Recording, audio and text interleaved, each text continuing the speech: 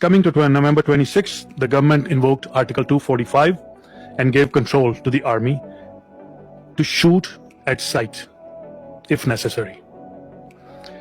These were unarmed protesters using their constitutional right to protest peacefully.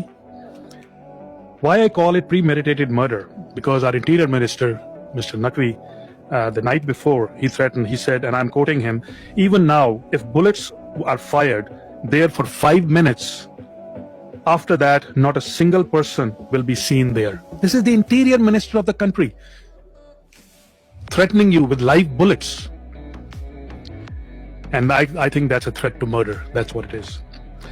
And then using machine guns and advanced weaponry on unarmed protesters, they forgot that the right to assembly and engage in peaceful protest is a universal right, and it is a foundation of human rights, integral to any democracy in the world.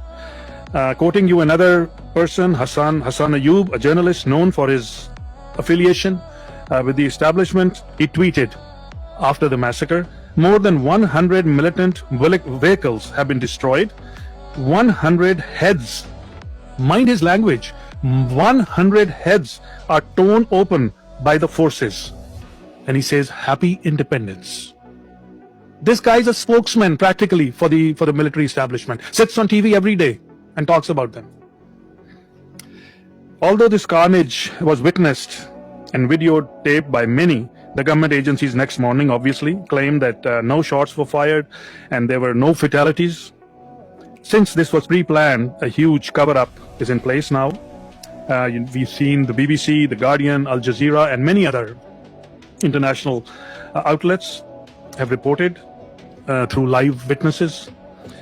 Pathan Coalition 38, that's a network of 250 human rights organizations and civil society organizations, made this statement, and I'm quoting them: the use of brutal force, including lethal force, by the authorities severely breached the right to life and freedom of peaceful assembly